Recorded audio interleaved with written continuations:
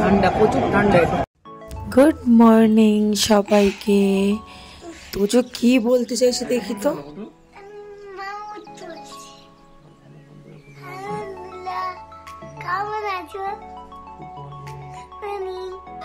তো ফ্রেশ হয়ে আমি কিন্তু মাছ ধুতে চলে এলাম। এখন তোমাদের সাথে শেয়ার করছি আমাদের সারা সপ্তাহের সবজি বাজার। এবং দেখো কত রকমের সবজি, আর এদিকে কিন্তু আমি ভাত বসিয়ে দিয়েছি। এই কি করছো? সারা সপ্তাহে যে সবজিগুলো এনেছো সেগুলো কেটে কেটে তো গোছাতে হবে নাকি?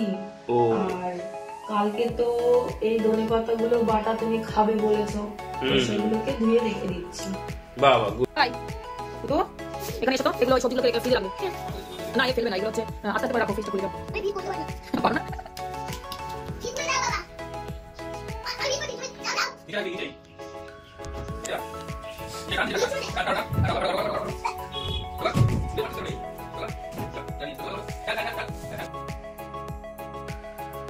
এদিকে আমার কিন্তু পুজো দেওয়া কমপ্লিট। এবার আজকের মেনুতে কি কি সেগুলো তোমাদের সাথে শেয়ার করছি। এখানে আছে বেগুন ভাজা, এখানে আছে ভর্তা একটা, এখানে মাছের কারি। কি তুমি এখন রেডি হতে পারলে না?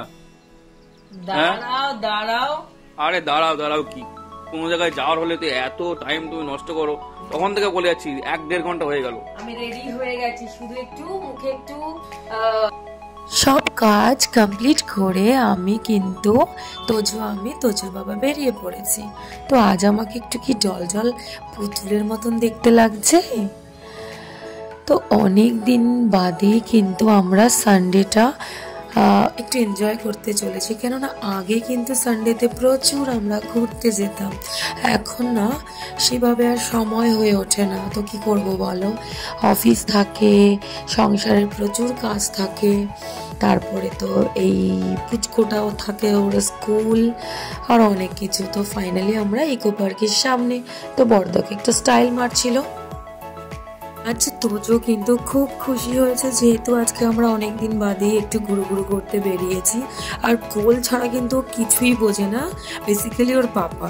আর আমিও এদিকে একটু স্টাইল মেরে নেব। ও তো স্টাইল না মারলে হয় বলো? আমি এত সুন্দর যে সেজেছি, তো তোমাদের সাথে একটা স্টাইল মেরে দেখাবো না? সো এবার কিন্তু ইকো পার্কের সামনে আমরা ফাইনালি চলে এসেছি। টিকিটটা নিয়ে এবার ঢুকে যাব। আর ভাবছি ফার্স্ট কোথায় যাব, দেখা যাক কোথায় যাওয়া যায়। কারণ আমি যতবার ইকো পার্কে এসেছি আমি কিন্তু পুরো ইকো পার্কটা ঘুরে শেষ করতে পারি না। আর আমার মতন কে কে আছো যারা ইকো পার্কটা একদিনে ঘুরে শেষ করতে পারোনি? আর এই সন্ধেবেলাটা তো খুব দারুণ লাগে জলের ফোয়ারাটার জন্য। না আর বেশি কথা বলে লাভ নেই, আমার কিন্তু প্রচণ্ড খিদে পাচ্ছে। এবার একটা দেখা যাক কোথায় রেস্টুরেন্ট ভালো পাওয়া যায়। তো চলো।